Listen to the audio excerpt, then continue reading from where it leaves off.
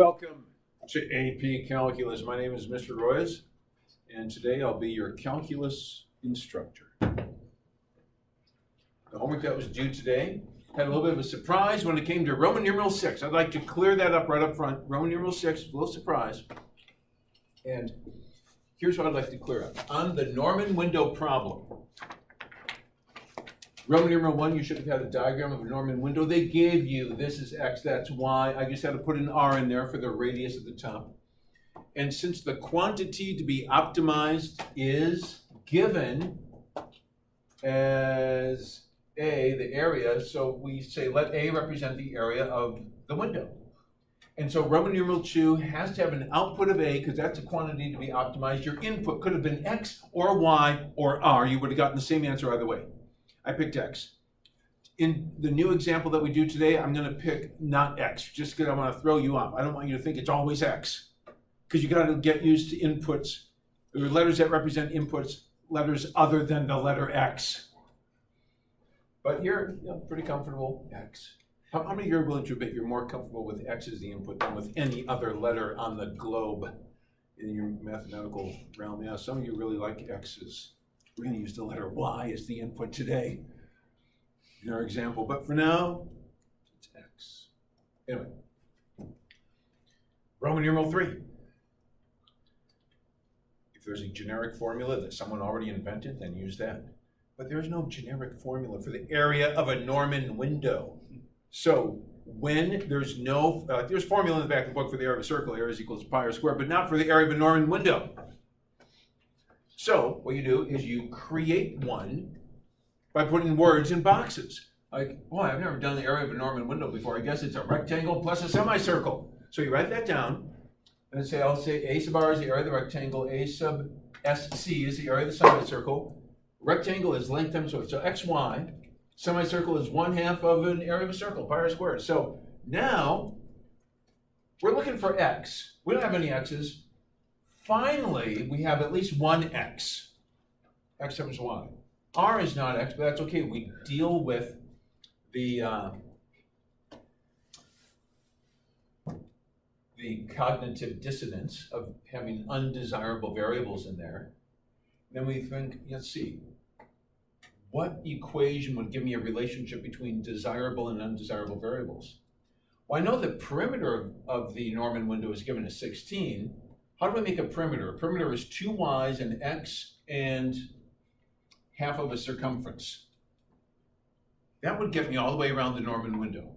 2 y's and x and 1/2 of the circumference of a circle. So at this point, the glaze is accumulating like snow in a blizzard. It's like, what am I going to do with all this glaze that's accumulating? My eyes are glazing over. So get a snow shovel, start shoveling it out.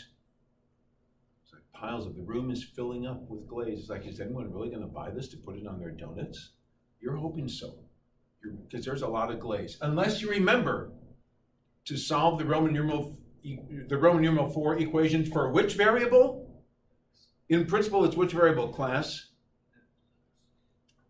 Desirable or undesirable? Undesirable.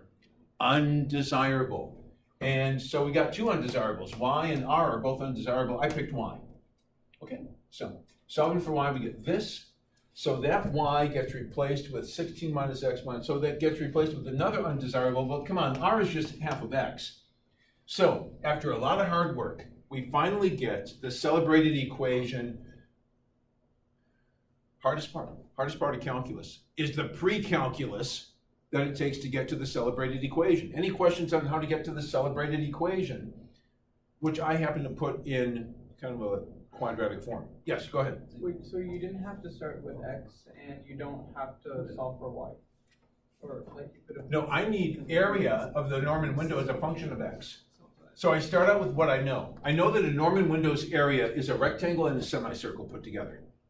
So I start representing these quantities symbolically, and I'm keeping my eye on the goal. And I'm realizing it might be a long journey, and I'm going to really feel like celebrating when I get there, but it's a long journey. The reason we do Roman numeral 2 is that people often lose focus. Like, where am I going? What am I doing? Why did I sign up for this class? But if you have a goal, then it'll take you through. Does that answer your question? Yeah, but like, so you couldn't put Y or R, or you have In here?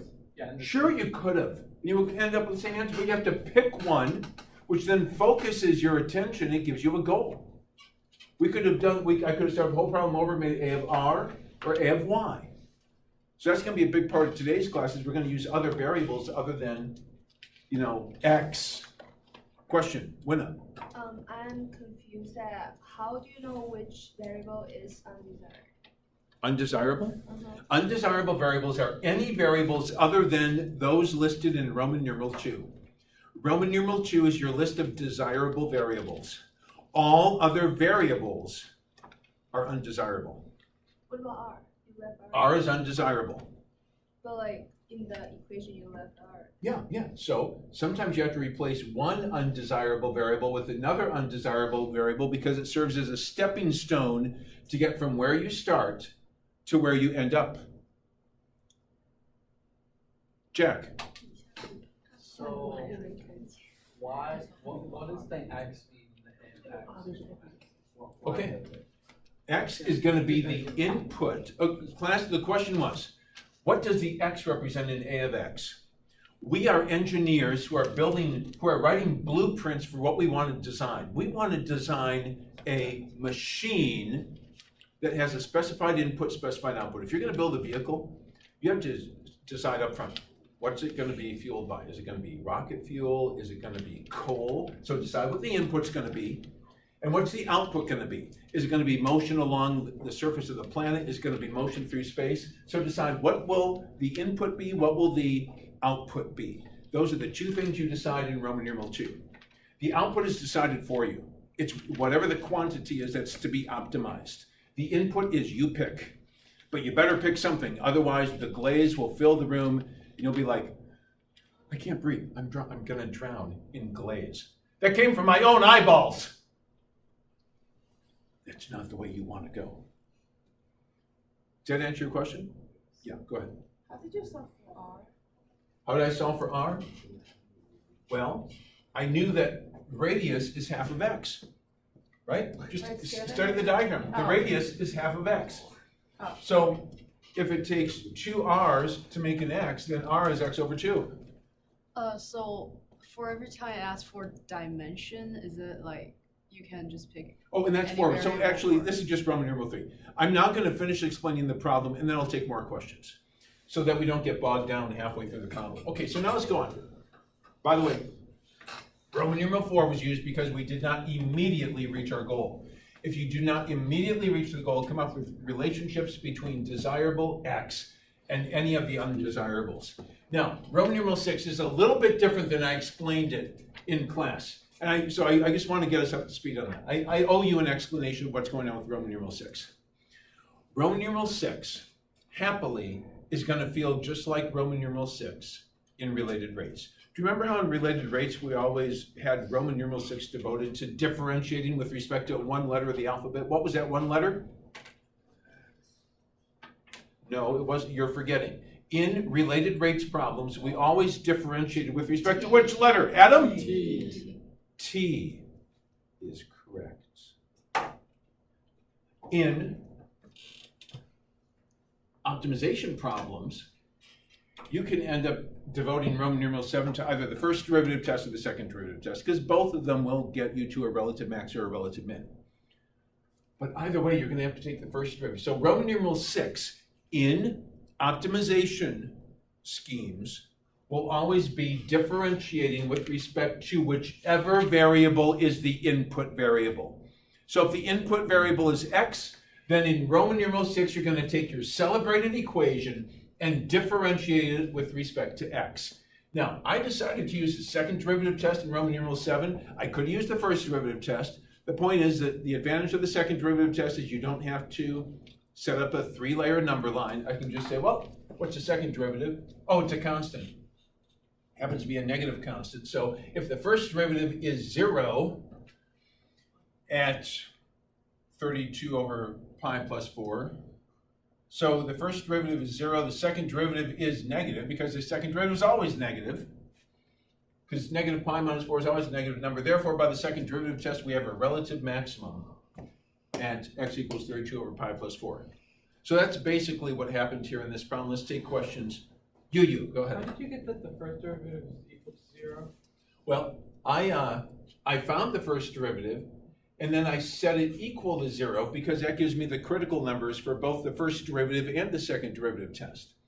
So I set the first derivative equal to 0, and basically finding the critical numbers c, got 32 over pi plus 4. Set the first derivative equal to 0, solve for c, there it is. And by the way, at 32 over pi plus 4, that value of x has a first derivative of 0 and a second derivative that's negative. And therefore, by the second derivative test, this is a relative maximum. And, oh, by the way, they're asking for the dimensions. So to find y, when I actually had to substitute in here, and I showed my scratch work in Roman numeral 10, but to solve for y, I had to go back to Roman numeral 4, take 16 minus my x value of 32 over pi plus 4. R is going to be half of x. And I basically went through and solved for y. I answered the question of what the dimensions x and y would be. Next, Jack, and then Crystal. Jack, go ahead. Can you explain what the second derivative test did for you again? Why No. did you, I'm confused why you used the second. The advantage of the second, so the question is, why did I use the second derivative instead of the first derivative test? I could have used the first derivative test. But the thing I like about the second derivative test is that I don't need to write a 3-layer number line. Wait, but didn't you use the first derivative? Yeah, the second derivative test always utilizes the first derivative, right? Because in the second derivative test, the conclusion will be one of two things. Will be one, if the first derivative is 0 and the second derivative is negative, concave down, then there's a relative max at that value of x. Or the second derivative test will tell us that if the first derivative is equal to 0 at this value of x, and the second derivative is positive, concave up, then we have a relative minimum at that value of x. But the nice thing is you get to bypass doing that whole thing with the 3-layer number line, which is kind of time consuming. See, this is like huge. I just happened to, right here, Roman numeral 7, I could have said either first derivative test or second derivative test. I did the second derivative test because look, the second derivative is just the slope of this line. The first derivative is a linear function, so the second derivative, bam, it's right there. It's always a negative number. So it was just, it's usually less work to do the second derivative test. Yeah, Jason. Oh, I'm sorry, I said Crystal would be next. Okay. Crystal, go ahead. Just when do you use first or second derivative test? It's up to you. It's your choice. It depends on how much work you want to do. So the question is, when do you use first derivative, when do you use second Like derivative? both work. Now, second derivative is better when you're dealing with trigonometric functions because it's harder to set up the 3-layer number line when you have trigonometric functions. You can't just go alternate plus, minus, plus, minus.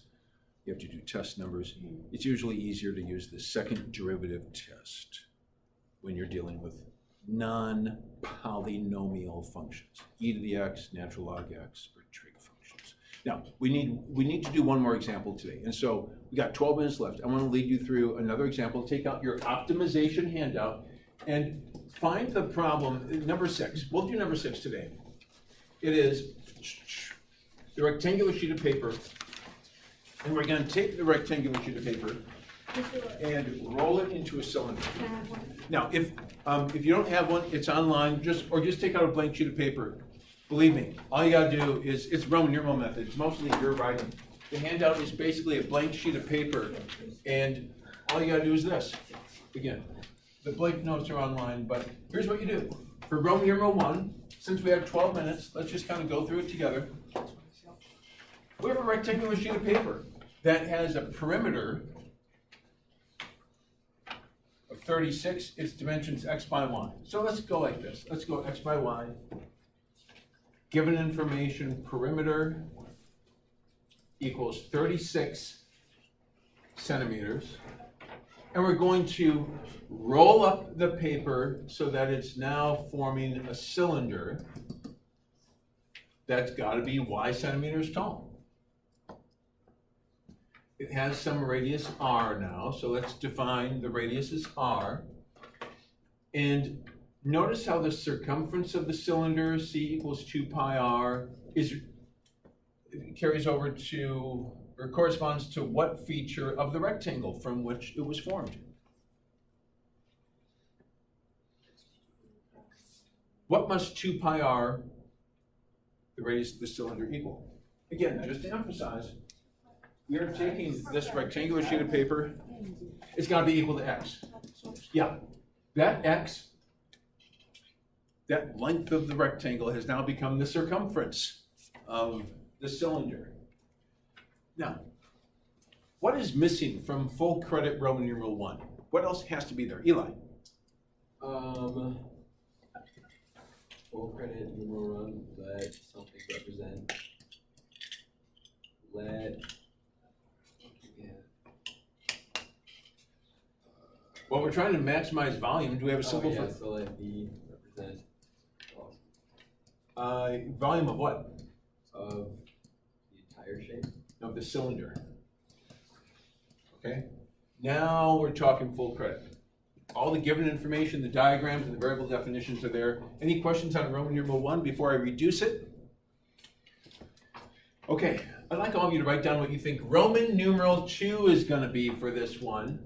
And actually, you have many options. You know what? Wait, for the sake of time, let's go V of 1. I know everyone wants to go V of x because they're comfortable with x. I'm gonna get you out of your comfort zone. Let's do V of y. What's missing from Roman numeral 2? Why is it not full credit? Gotta maximize it. Sometimes we're gonna wanna minimize things, like I wanna minimize time or minimize distance, but this time V of y max. Okay, Roman numeral 3. What is V? I know what V is. It's volume of a cylinder. Is there a formula in the back of the book for volume of a cylinder? Do we need to reinvent the wheel here? It's not like a Norman window where we have no idea. It's just pi r squared h. Area of the base times the height, pi r squared h. Okay, r and h are both undesirable, so that means we're gonna need to go to Roman numeral 4 and come up with relationships between desirable and undesirable variables. Any suggestions as to what our first Roman numeral 4 equation would be, Shriana? Okay, h is the same thing as y, so that's a big move there. We got rid of undesirable h. How about a relationship between, there is no clear relationship between r and y, or at least not directly, but we could go indirectly. Didn't we say earlier something about how 2 pi r is the same thing as x? So do we solve this for the desirable, oh, well, you know what, neither one is desirable. But if you solve for r, that's gonna be a step in the right direction. I'm gonna replace r with x over 2 pi, x over 2 pi quantity squared times y. Okay, do you see a relationship, a Roman numeral 4 equation that shows a relationship between x and y, Jack? 2x plus 2y equals 36. Yeah, there we go, 2x plus 2y is 36, so x plus y is 18. Do I solve this one for x or for y? Quick, no glaze. X. Solve for undesirable x, x is 18 minus y. Woohoo!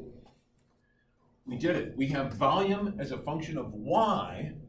It's pi times, just to clean up a little bit, isn't this 1 over 4 pi times x, which is really 18 minus y quantity squared times y? And the pi's cancel. No, it's 1 over 4 pi squared. Not all the pi's cancel. But 2 pi squared is 4 pi squared. So clean it up a little bit. V is 1 over 4 pi times 18 minus y quantity squared times y. Notice that this problem is non-trivial when it comes to calculus. I mean, I'll be honest with you. The homework problem I just discussed with you, you didn't need calculus because the celebrated equation was quadratic in nature. It was just kind of a training wheels problem. We were, it's what we start with. But once I discovered that area as a function of x is a quadratic, ax squared plus bx plus c, come on, we could have used algebra 1. So it's a parabola that opens down. The x coordinate to the vertex is opposite b over 2a. Oh, come on, you don't need derivatives to find the x coordinate to the vertex. But this problem, right? I mean, isn't the x squared of the vertex opposite b over 2a? If you think about, I mean, that's what we ended up with. Opposite b over 2a, negative 8 over 2 times that. It does get you to this guy right here. Opposite 8 over 2 times negative pi minus 4 over 8. That simplifies to 64 over 2. It is just 32 over pi plus 4. So that one you didn't need calculus. But we did the calculus anyway because we need practice with calculus. However, this one, this is not a quadratic, this is a cubic. We really do need calculus on this one. It's not just a matter of finding, and even though Roman numeral 5 is truly optional, I want you to get your eyeballs on the graph. It's optional, but let's look at the graph of V volume as a function of Y. It's good to stretch your mind and put a Y on a horizontal axis because you're so used to not, without even thinking, putting X on the horizontal axis. But this has an x-intercept, or a horizontal intercept. The zeros of this function are 0 and 18. And at 18, there's an even intercept.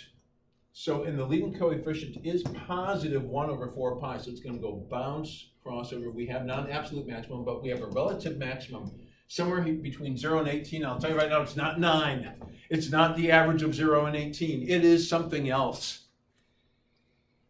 So it's, even though Roman numeral 5 is not required, this is a graph of the celebrated equation, and it does tell us that if we do this right, the answer is going to be somewhere between 0 and 18. Okay, now let's go on to what's required. Roman numeral 6.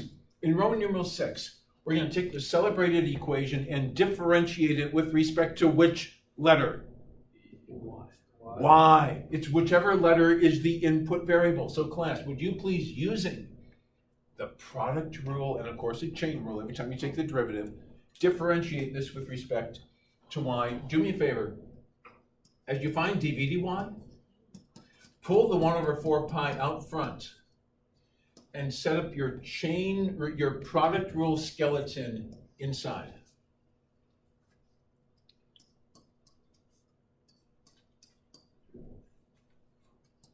Attach flesh to all 4 bones of the product rule.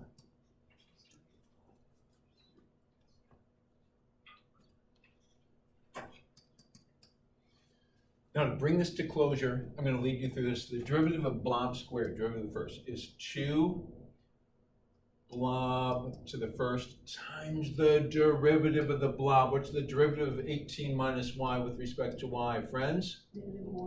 Negative 1. Did you remember to put in the negative 1? Derivative of the first is 2 blob to the first times negative 1. Derivative of the first times the second is y, plus first is 18 minus y squared times the derivative of y with respect to y is just 1. So instead of expanding this out, please realize that we want to know where this is equal to 0. So let's just factor out the greatest common factor. Both terms contain an 18 minus y. And when you factor out 18 minus y, what's left in parentheses is negative 2y plus 18 minus y. Which means that for the purposes of either the first derivative test or the second derivative test, either way, you're going to want to set the first derivative equal to 0 to find the critical numbers. This is negative 3, this is 18 minus 3y. So the critical numbers are going to be at 18, which we already knew from Roman numeral 5. We know there's slope of the tangent line is 0 at 18, but it's also where else? Where else is the slope of the tangent line equal to 0? Eli says what? Yeah, it's at y equals 6. At y equals 6, the slope of the tangent line is 0. So I don't care whether you use the first derivative test or the second derivative test, but at this point, like, if you're going to use the second derivative test, you would have to take the derivative of this again, find out whether it's positive or negative at y equals 6. But you would wrap this up by saying what values of x and y.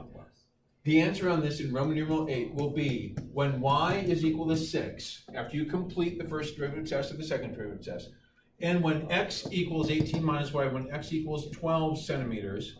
So when y equals 6 centimeters and when x equals 12 centimeters, then the volume of the cylinder will be maximum. So what we skipped for the sake of time was actually the details of Roman numeral 7, where you go through and you do either the first derivative test or the second derivative test, your pick. So thanks for coming. The final homework assignment of Unit 4 is due tomorrow. It's on the syllabus. Excellent.